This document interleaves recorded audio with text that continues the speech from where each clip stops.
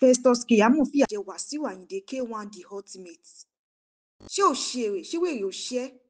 Lizzy Anjorin gbéná wojú ìyá Naira Marley. Ẹ jókòó ẹ gbọ́ ìròyìn náà lẹ́kùnrẹ́rẹ́. Látàrí ohun tó ṣẹlẹ̀ lọ́tẹ̀ yìí níbi tí Wasiu Ayinde K1 the ultimate gbé ike kékeré kan dání táwọn ẹ̀ṣọ́ aláàbò pápákọ̀ òfurufú kò gbà láàyè láti gbé wọnú bàálù nítorí pé ó lòdì sófin. Èyí tí wọ́n ló bí Wasiu nínú tí wọ́n ló sì dẹ ohun tó wà nínú ike náà sí àwọn òṣìṣẹ́ lára táwọn èèyàn padà mọ̀ pé ọtí líle ló wà nínú ike náà. Lẹ́yìn èyí ni wọ́n ní Wasiu Ayinde dúró síwájú bàálù náà, orí ló kọyọ sí bàálù kò gbà. Lórí ìṣẹ̀lẹ̀ yìí ni àwọn àjọ tó ń rí sí pápákọ̀ òfurufú ti jáwé gbélé ẹ̀ fúngbà díẹ̀ fún àwọn awakọ̀ bàálù náà. Ṣùgbọ́n tí mínísítà fún òfurufú ìyẹn Festus Keyamo ti sọ pé èèyàn kì í fapá orí kan kó dákan sí. Wọ́n ní láti fìyà jẹ Wasiu fún ohun tó ṣe. Kò yẹ kó yẹ pé àwọn awakọ̀ bàálù nìkan ló máa jìyà ìṣẹ̀lẹ̀ yìí. Èyí tó mú kí mínísítà náà sọ pé iléeṣẹ́ bàálù kọ̀ọ̀kan lórílẹ̀‐èdè Nàìjíríà kò gbọdọ̀ gbà kí Wasiu Ayinde kó wọ bàálù wọn fúngbà díẹ̀ títí tí èsì ìwádìí yóò fi jáde. Iléeṣẹ́ tó bá tàpá sí èyí yóò pàdánù ìwé àṣẹ láti fò lójú òfurufú, èyí tí yóò kọ́ àwọn tó bá fẹ́ hùwà bẹ́ẹ̀ lọ́gbọ́n. Ìjà Ìyábọ̀ Òjó àti Lizzy Anjorin ti gbọ̀nà míì yọ látàrí bí Lizzy ṣe ní kí ìyá Naira Marley jáde síta láti wá gbèjà ọmọ rẹ̀. Èyí tó mú káwọn máa sọ pé gbà tí Lizzy ti mọ̀ pé òun nìkan ò lè bá Ìyábọ̀ ọjà kò borí ló ṣe ń wọ ọkàn àwọn ọ̀tá Ìyábọ̀ Òjó sókè láti bàjà. Nítorí níṣe ló ń pariwo pé kí ìyá Naira Marley jáde síta láti wá gbèjà ọmọ ẹ̀. Èyí tó sùn kó tún máa pariwo pé kí Naira Marley kó fìyà òfin jẹ Ìyábọ̀ Òjó fún ẹ̀sùn ìbanilórúkọ jẹ́. Ẹ gbọ́ ohun tó sọ. Naira Marley wọ́n máa bẹ̀ sí ní gbé ẹ̀tàn àwáyé ó máa jáde nínú òtò wà torí bíbélì àtàlùkùránì sọ wípé ẹ̀rù yóò pa àlejò wọ́n fi tìbẹ̀rù gbójó sájáde níbi kọ́lọ́fín wọn. You need to speak up. You need to speak up as a mother. Ṣé ò ṣí èrè? Ṣé wèrè ò ṣí ẹ̀mí tó jókòó sí ìyá Naira Marley? Wọ́n sọ àsọtẹ́lẹ̀ aburú náà ayé ọmọ ẹ. Ó jókòó síbẹ̀ owó ọ̀rọ̀ wèrè. Àmọ́ tọ́mọ ẹ bá ra private jet. Wàá wá jójó òṣì ju ẹlẹ́yà. Are you there for that boy to come and be dancing? Nígbà tí ogun bá ṣẹ́, àbò ready láti bá jagun pọ̀. Tó bá wù àlàyé kó jáde níbi tó kú sí.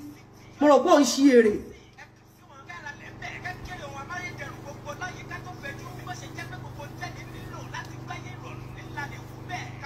Òjò kò ṣì síbẹ̀.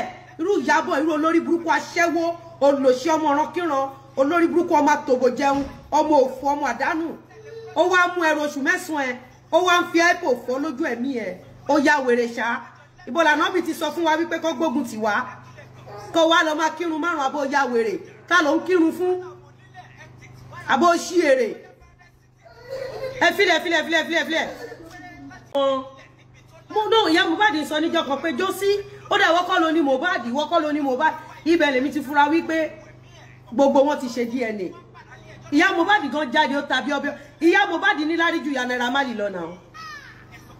Ìyá Mohbad ẹ lè rò pé wèrè ni bó sì ní lárí ju ìyá Naira Marley lọ.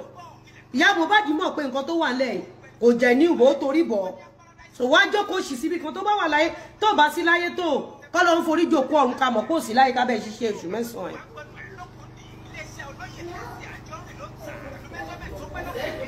Tí ìyá Naira Marley ò bá sí ilé ká mọ̀ kó ti kú ká dẹ̀ bá ṣiṣẹ́ oṣù mẹ́sàn-án ẹ̀ ká dẹ̀ gbalada pọ̀ wà láyé. Pọ̀ wà láyé. Bẹ́ẹ̀ máa fi èpè gbé ẹ jáde níbi tó wà ní. Máa fi èpè gidi gbé ẹ jáde.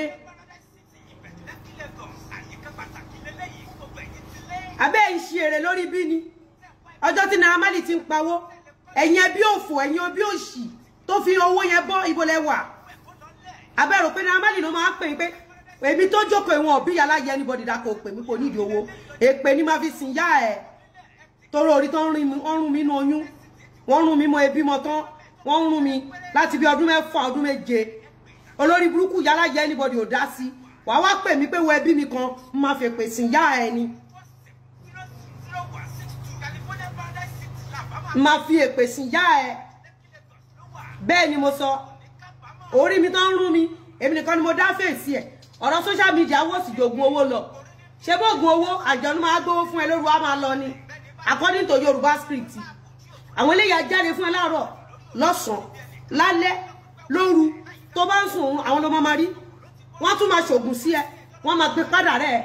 Wọ́n ṣògùn yẹn títí lẹ́yìn wọ́n tún gbé wá sórí online. So èmi lè fàyà lọ gbọ́fà. Kémi lọ máa pawó kí wá fún ẹ yálà ya gbogbo ẹ̀yẹn bí. Tó máa ń rún family yín tẹ̀lé speak up. Ní ṣoríire.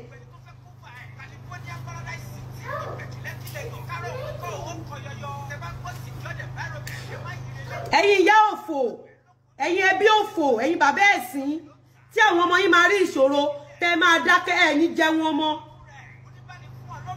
Ẹ̀ ní jẹun ọmọ yẹn, ọmọ kékeré ni. Ẹ mọ̀ nǹkan tó ń pè ní Ìyábọ̀ Òjó ni. Ẹ mọ̀ nǹkan tó ń pè ní Ìyábọ̀ Òjó. Ẹ mọ̀ nǹkan tó ń pè ní Ìyábọ̀ Òjó. Gbogbo yín tẹ́ rò títọ́ tẹ́ ẹ̀ sọ sí Ìyábọ̀ Òjó aṣẹlẹ̀ sí tọmọtọmọ yín.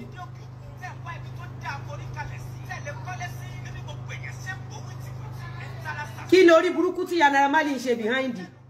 Ìwọ tó sọ pé mi mọ̀ kan tí Naira Marley ń ṣe behind ò ní jèrè àwọn ọmọ ẹ̀. Abẹ́ yá wèrè ni. Bóyá ìyá Naira Marley máa wá jáde sí láti wá gbèjà ọmọ ẹ̀ tàbí kò ní jáde, a kò mọ̀.